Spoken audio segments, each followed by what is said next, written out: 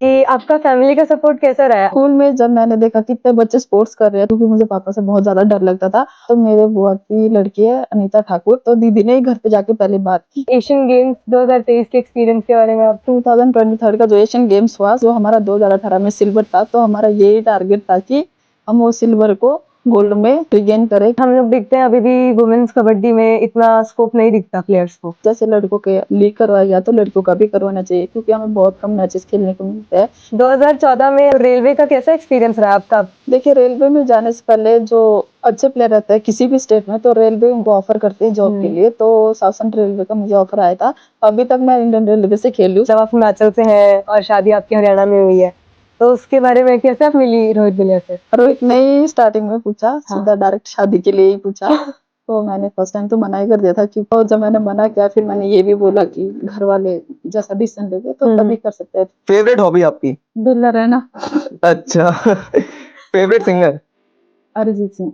कोई गाना उनका कोई? गाना नहीं आता, बस अच्छा लगता सुनना। फेवरेट पीकेएल टीम आपकी? गुजरात जायंट्स। तो गाइस आप समझ रहे होगे क्यों है, ठीक है।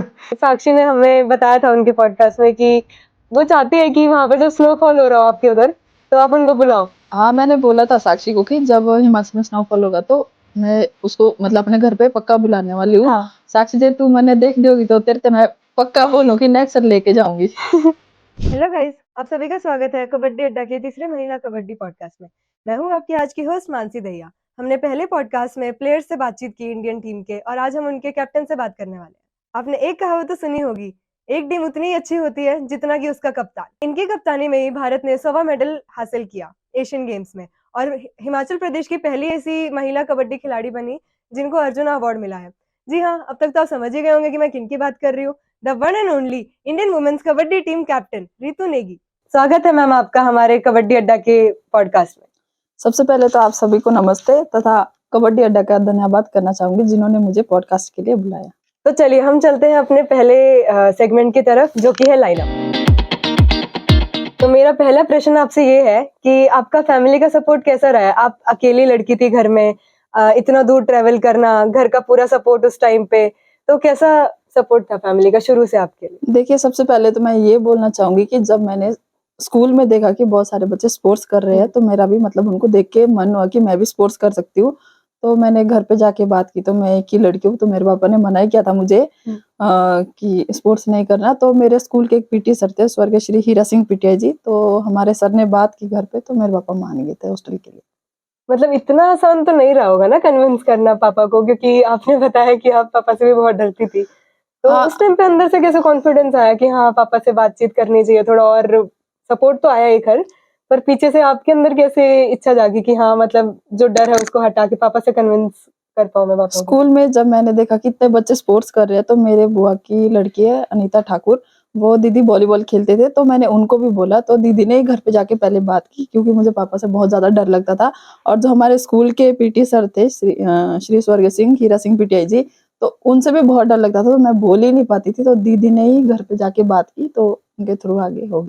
ये तो हम देखते ही आते हैं कि जब प्लेयर चालू करता है अपना खेलना, तो फैमिली वालों का भी सपोर्ट इतना ही रहता है, और जो पीछे के कोचेस होते हैं या फिर उनका योगदान भी बहुत ज्यादा रहता है उनकी गेम के। मेरा दूसरा प्रश्न आपसे ये है कि आपके एशियन गेम्स 2023 के एक्सपीरियंस के बारे में आप कुछ बताना चाहेंगी? अपनी मेमोरीज, स्पेशल मोमेंट्स, कुछ आपके शरारतें, कुछ देखते हैं ना हम लोग टीम में भी बहुत शरारतें वाले लोग होते हैं, जूनियर स्पेशली, उनको कैसे आप हैंडल करते थे उस टाइम पे? हाँ, 2023 का जो एशियन गेम्स हुआ, सबसे पहले तो मैं ये बोलना चाहूंगी कि हमने बहुत ज्यादा प्रैक्टिस की थी। जो हमारा 2018 में सिल्वर था, तो हमारा यही टारगेट था कि हम वो सिल्वर को गोल्ड में रिगेन करें, क्योंकि हमारा जो गोल्ड गया था, तो हमें बहुत ज्यादा जरूरी था कि वो गोल्ड को रिगेन करना है। और बहुत अच्छा भी लगा, मुझे कैप्टनशिप भी मिली, और हमारे टीम ने भी बहुत ज्यादा सपोर्ट किया। और रही इसमें शरारती की बात, तो हमारे टीम की एक लड़की है सुषमा शर्मा, सबसे ज्यादा शरारती वही थी। अच्छा, तो आपने जैसे बताया कि आपको कैप्टेंसी मिली इसमें, तो आपको मतलब कैसा लग रहा था? उस टाइम पे हम लोगों को पता चला कि बहुत लेट आपको पता चला, इन्फॉर्मेशन आई इस चीज़ की कि आप कैप्टन होने वाली है टीम की। तो आपको क्या लगता है इसकी थोड़ी-सी कमी, अगर आपको पहले पता रहता कि आप कैप्टन होने वाली है, तो उसकी एक अलग रिस्पॉन्सिबिलिटी आप शुरू से निभाते, शुरू से टीम का आपको पता रहता कि हाँ, मुझे किसको कैसे सेट करना है, या फिर टीम मैच के टाइम पे आपको कैसे रहना है। तो उस टाइम पे आपका क्या थॉट था इस चीज को लेके? देखिए, हमारे जो कैंप लगते हैं, हमारे 5 कैंप होते हैं, तो फर्स्ट कैंप में हमारी 40 गर्ल्स रहती है, तो सेकंड कैंप में फिर कम हो जाती है, तो लास्ट कैंप तक हम कंटिन्यू जो लड़कियाँ थी 18 लड़कियाँ, तो ये तो कहीं न कहीं था कि सिलेक्शन हो सकती है, पर कैप्टनशिप का मुझे भी पता नहीं था, तो मुझे बहुत अच्छा लगा और कैप्टनशिप मैं पहले भी कर चुकी हूँ इंडिया टीम की, जिसमें कि 2011 में थर्ड जूनियर एशियन चैंपियनशिप हुई थी और भारत के लिए गोल्ड लेकर भी आए थे, तो मुझे पता था कि किस तरह टीम हैंडल करनी है। पर फिर भी मतलब मैं ये जानना चाहती हूँ आपसे कि आप इतना लेट मतलब जब आपको पता चला कैप्टेंसी का, तो उस टाइम पे मतलब टीम में तो खैर ठीक है, सबको पता ही था कि हाँ, किसी न किसी को कैप्टन चूज़ होना ही है।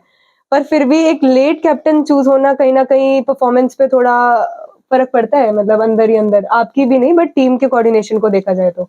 नहीं मतलब ऐसा तो कुछ नहीं है कि कुछ परफॉर्मेंस पे कुछ फ़र्क पड़ेगा, ये सब तो नहीं है। पर ये था कि कौन कैप्टन होगा ये पता नहीं था, 2-3 लड़कियाँ सीनियर भी थी, तो वो बिल्कुल। हम भी मतलब जज नहीं कर पा रहे थे कौन होगा। पर ये था कि हमें गोल्ड लेकर आना ही है, चाहे कैप्टन कोई भी रहे। ये तो बहुत अच्छी हाँ। बात है, टीम में ऐसा ही सपोर्ट और बॉन्डिंग होनी चाहिए कि कोई किसी से ज़्यादा वो ना करे। अगर कोई भी कैप्टन हो रहा है तो सबको एक्सेप्ट करना चाहिए उस हाँ, चीज़ को। टीम गेम है तो सपोर्ट तो एक-दूसरे का रहना बिल्कुल। ही चाहिए क्योंकि बिना सपोर्ट के टीम गेम में आगे नहीं जा सकते। चलते हैं आपके पहले के कुछ दिनों के बारे में जानना चाहेंगे। आपके फैन्स भी बहुत क्यूरियोसिटी दिखा रहे थे कि हाँ, पहले कैसे चालू किया गेम और कहाँ पे मतलब आप पहले आपके गाँव में थे, फिर आपने बिलासपुर का आपने बताया। तो आप उसके बारे में थोड़ा-सा एक्सप्लेन करिए कि कहाँ से आपका रियल गेम जो मतलब मेन था वो स्टार्ट हुआ और तब कैसी रही आपकी जर्नी?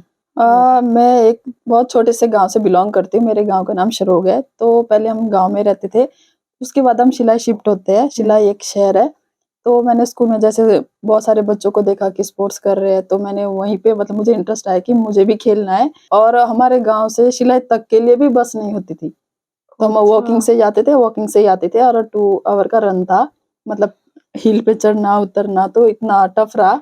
उसके बाद शिलाई से जब घर पे बात की हमारे सर ने, तो फिर हमारे स्टेट स्पोर्ट्स हॉस्टल ओपन होना था। तो हॉस्टल में वो जो लड़कियों का फर्स्ट बैच था, बॉयज़ का ऑलरेडी था कबड्डी, हैंडबॉल, हॉकी।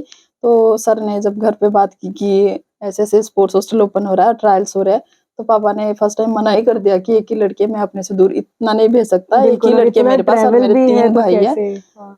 तो फिर मेरे पापा मान गए सर के बात करने के बाद, तो मुझे स्पोर्ट्स हॉस्टल लेके गए, तो मैं सिलेक्ट भी हो गई थी हॉस्टल में। फिर मैंने वहाँ पे 8 साल ट्रेनिंग की, स्पोर्ट्स हॉस्टल बिलासपुर में। हमारे कोच का नाम श्री रतन लाल ठाकुर है, तो उन्होंने बहुत अच्छा हार्ड वर्क भी करवाया और उसके बाद मैंने 2014 में इंडियन रेलवे जॉइन किया और मैं अभी तक रेलवे से खेलती हूँ। मेरा अगला सवाल आपसे ये है कि हम लोग देखते हैं अभी भी वुमेन्स कबड्डी में इतना स्कोप नहीं दिखता प्लेयर्स को। इंटरनेशनल प्लेटफ़ॉर्म पे भी हम देखते हैं तो बहुत कम कॉम्पिटिशन्स है। तो आप उसके बारे में आपका क्या सुझाव है कि मतलब कॉम्पिटिशन इतने कम है तो प्लेयर्स क्यों आना चाहेंगे कबड्डी में? इसके बारे में मैं ये बोलना चाहती हूँ कि अगर लड़कियों का लीग होता तो और भी बच्चे आगे आ सकते हैं। तो मैं बिल्कुल। यही बोलना चाहूँगी कि जैसे लड़कों के लीग करवाया गया तो लड़कियों का भी करवाना चाहिए क्योंकि हमें बहुत कम मैचेस खेलने को मिलते हैं। मतलब 1 ईयर में 1 नेशनल रहता है और बहुत इंटरनेशनल कम की है, बात हाँ। करें तो 4-5 साल बाद एक इंटरनेशनल टूर होता है। अब यही देख लीजिए 2019 में साउथ एशियन गेम्स हुआ था नेपाल में, उसके बाद अभी एशियन गेम्स हुआ है। बहुत ज़्यादा गैप गैप हो के रहा है बाद इस हो रहा है वज़ह तो से ज़्यादा दिक्कत आ रही है।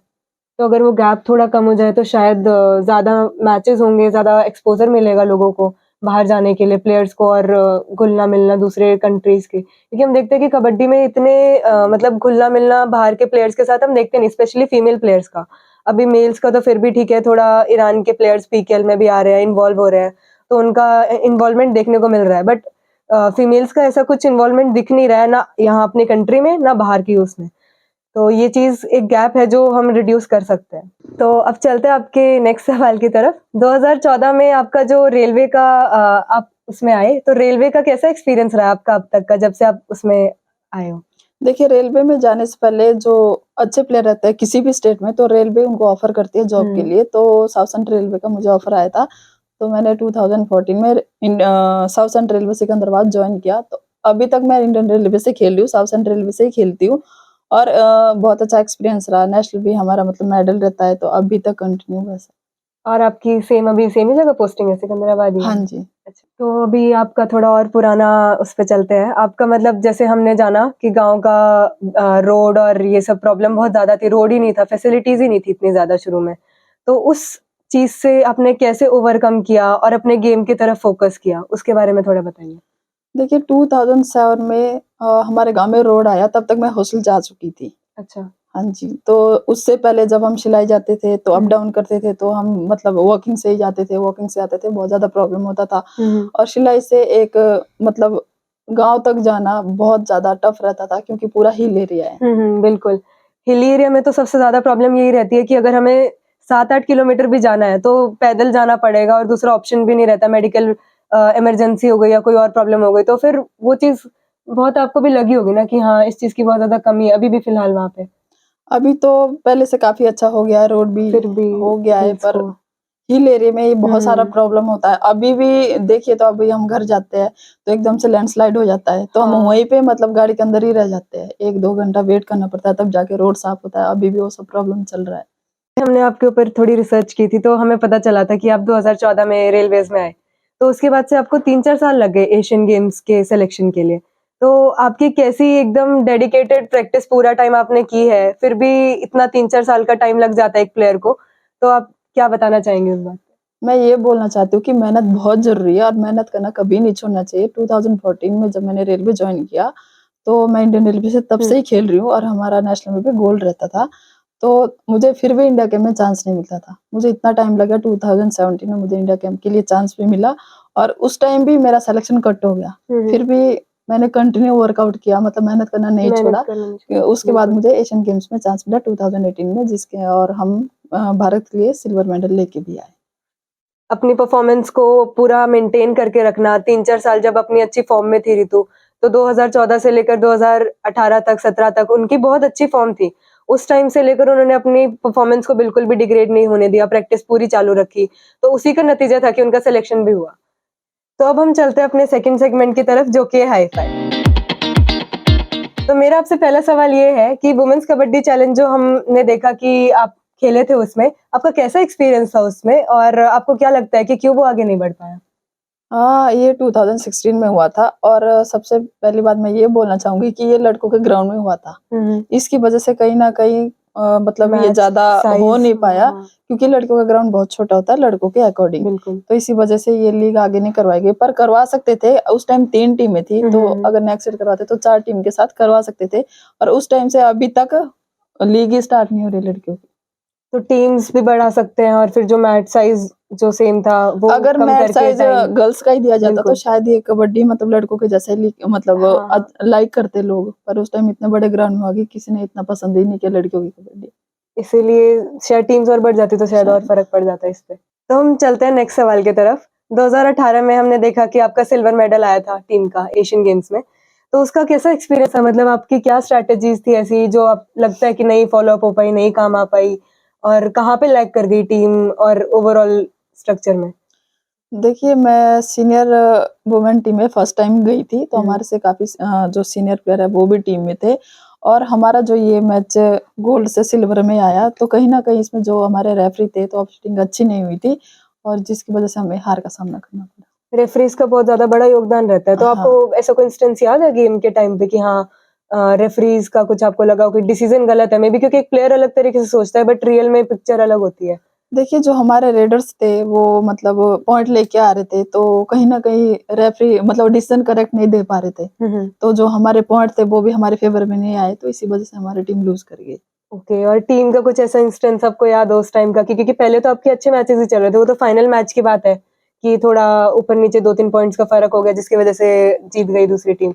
तो आप उस टाइम पे क्या आपकी प्लानिंग्स थी कि हाँ, ये स्ट्रैटेजी शायद हम फ़ॉलो करें तो उस टीम के अगेंस्ट हम जीत सकते हैं? आपने क्या-क्या टैक्टिक्स अपनाई उस टाइम पे? देखिए, जो ईरान टीम है वो फर्स्ट हाफ में ही हमारे से लीड में चली गई थी, तो हम यही ट्राई कर रहे थे कि हम हुँ, लीड हुँ। कवर करें और खुद का हाथ में हमारी लीड आए, बिल्कुल। पर वो हो नहीं पाया और उसके बावजूद भी जब हमारे रेडर पॉइंट लेके आ रहे थे, तो रेफरी हमारे पॉइंट ही नहीं दे रहे थे। ओह! इस वजह से हमारा जो लीड है वो भी कवर नहीं हो पाया और हम हार ही गए तो 3 उस टाइम पॉइंट पे से। कहीं लगा था कि मतलब ऐसा क्योंकि लगता नहीं है ना शुरू में जब आप सारे मैचेस जीतते आ रहे हो और फिर लास्ट मोमेंट पे जब आपका सेकंड हाफ में देखो कि लीड नहीं कवर अप हो पा रही है, तो टीम में कुछ प्रेशर क्योंकि आप भी उस टाइम पे थोड़ा सीनियर फर्स्ट प्लेयर्स है टाइम आपके और आप जूनियर थी उस टाइम पे, तो कुछ प्रेशर उस टाइम पे फील हुआ था कि नहीं यार हम क्या करें ऐसा? देखिए, ईरान की टीम का ये तो पता था कि पहले भी हमने उनके मैच देखे हैं, जो हमारे सीनियर्स वुमेन कबड्डी टीम हुँ, गई है, तो बहुत टफ मैच रहते थे हम्म, और कहीं ना कहीं था हमें कि ईरान टीम अच्छी है, पर हमें खुद पे भी इतना कॉन्फिडेंस था कि हम जीत सकते हैं। पर जब हमने मैच स्टार्ट किया, मैच हम खेल रहे थे, तो एक बार एक दो गलती होने के बाद जैसे उनका लीड गया तो हम कवर नहीं कर पाए। जैसे कि मैंने पहले भी बताया कि रेफरी के डिसीजन बहुत गलत थे। बिल्कुल। तो उसी की वजह से शायद ये हो पाया। और एक और बात बोलना चाहूंगी मैं कि कबड्डी ओलंपिक में इंक्लूड नहीं किया गया, तो एशियन गेम्स ही हमारे लिए ओलंपिक है। सबसे बड़ा इवेंट हमारे लिए एशियन गेम्स होता है। अगर आप इतना बड़ा इवेंट करवा रहे हो तो कम से कम वहाँ पे एक रिव्यू तो रखना चाहिए। अगर रेफरी डिसीजन ठीक नहीं दे रहे, अगर रिव्यू होता शायद हम वो मैच भी जीत जाते। रिव्यूज का ही मे बी मेरे को लग रहा है कि ज्यादा इम्पैक्ट पड़ा होगा गेम में भी, क्योंकि अगर रिव्यूज होते तो शायद टीम अपना दे पाती अच्छा, और पॉइंट्स में मतलब शायद डिफरेंस अच्छा हो पाता और जीत भी पाते, क्या पता। हाँ बिल्कुल जीत पाते, क्योंकि रिव्यू के जो अगर सही डिसीजन होता तो हमारे फेवर में था, तो वो बिल्कुल। मैच हम आराम से जीत जाते। पर हमारा ही मैच था वो। हाँ, आप अपना कबड्डी में किसको आइडल मानती है? मतलब पूजा ठाकुर नाम है उनका, इंटरनेशनल प्लेयर है, मैं आइडल उनको ही मानती आप हिमाचल से हैं और शादी आपकी हरियाणा में हुई है, तो उसके बारे में कैसे आप मिली रोहित दिलिया से? हूँ। रोहित ने ही स्टार्टिंग में पूछा, सीधा डायरेक्ट शादी के लिए ही पूछा। तो मैंने फर्स्ट टाइम तो मना ही कर दिया था, क्योंकि जब मैंने मना किया फिर मैंने ये भी बोला कि घर वाले जैसा डिसीजन लेंगे तो तभी कर सकते हैं। फेवरेट हॉबी आपकी? दिलर है ना। अच्छा। Favourite singer? अरिजीत सिंह। कोई गाना उनका कोई? गाना नहीं आता, बस अच्छा लगता सुनना। बिट्टू नेगी? पिंक क्यों ये बोलूं